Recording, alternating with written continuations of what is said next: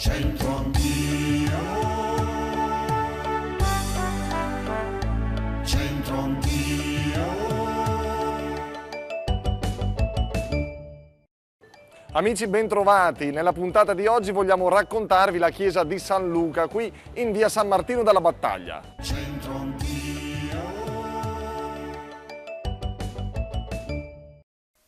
La chiesa di San Luca venne fondata verso la metà del 200 dagli umiliati di Quinzano d'Oglio, i quali possedevano un vasto monastero che comprendeva tutto l'isolato fino al teatro sociale di via Cavallotti ad ovest e fino a via Moretto a sud.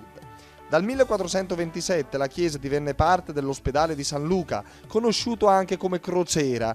La chiesa fu completamente modificata nel Settecento con uno stile barocco ma sobrio, con un gusto già tendente al neoclassicismo. Un tempo conteneva una tela di Moretto che oggi fa parte della collezione Tosio Martinengo. La cosa più strana di questa chiesa è che un tempo la facciata si trovava nella piccola piazzetta in corso Zanardelli, nel punto dove ora c'è una fontana classicheggiante, mentre l'abside guardava verso via San Martino della Battaglia, ostruendone però gran parte del passaggio. Fu nell'Ottocento che a causa di un piano di risistemazione urbanistica della città, via San Martino della Battaglia fu allargata.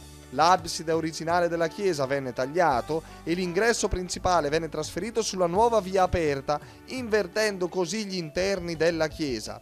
Attualmente San Luca ospita le spoglie del beato Giuseppe Tovini, trasferite qui dal cimitero Vantiniano nel 1922.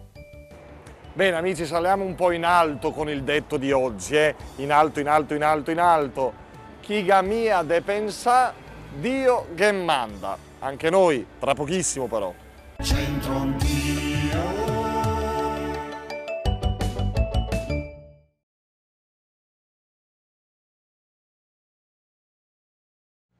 Di nuovo qui alla chiesa di San Luca, amici, per rilanciare il detto chi mia de pensa, Dio che manda. Andiamo a intervistare qualcuno.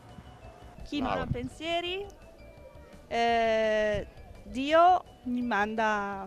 Qualche pensieruccio, Esatto, Dio però mi manda. aiuta pure a risolverli. Speriamo di non averne. Pasquale da Salerno, da quanti anni sta a Brescia? Dal 70 Vabbè, allora ragazzi, sono quasi 50 anni, insomma, 46. e 46. Qualcosa abbiamo imparato di dialetto? Capisco ma non parlo. Allora, vediamo se capisce questo. Chi mia de pensa, Dio che manda. Chi mia de pensa, Dio che manda. Ah, non lo so. No. Lei, signor Pasquale, è una persona pensierosa? Sì, un poco. Con il signor Tiziano abbiamo aperto la precedente stagione e quasi chiudiamo questa. Va benissimo, sono contento. Lei è il nostro portafortuna. Grazie mille. Voi siete la televisione, scusa. Cosa? Non ci Ho riconosce conosciuto, Tiziano? capito, il migliore, il numero uno, veramente. Che refiato. Tiziano, ma lei sa che il tempo non è passato per lei, sempre sue. Mi sento vecchio. Avevo qua una ventina prima. Abbronzato, è andato in giro lei. Nessun posto Ah, in da- panchina, mi metto in panchina in corso Zanardelli. Venga lì stasera che siete tutti quelli della sera. Corso Zanardelli. Tiziano, ocio al detto, chi mia de pensà, Dio che manda. Allora, che vuol dire chi? Besso mia, chi lo... Chi mia de pensà, Dio che manda. Certo, giù che cos'è, ecco un tipo come il mio amico lei, e pensa niente, e calcheria ria.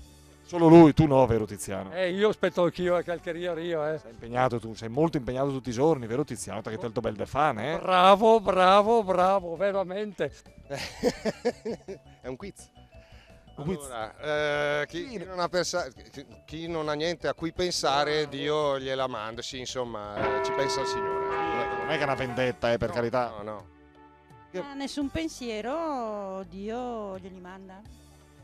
Speriamo che siano pensieri positivi. Sì, speriamo, perché ne avremo anche bisogno un po' tutti. Simone mi dicevano mezzo napoletano e mezzo siciliano. Sì, genitori del sud, sì. Ma come la mettiamo col dialetto bresciano? Infatti non so assolutamente nulla. Tu Simone nulla sai, da quanto tempo stai a Brescia? No, io sono nato a Brescia, allora. però non si parla il dialetto in casa. Ovvio, ma un napoletano e un siciliano. Diciamo che più o meno lo capisco. No, non l'ho mai sentito, però sarà chi ci deve pensare, Dio lo manda. Tutto sbagliato, ma sei simpaticissimo.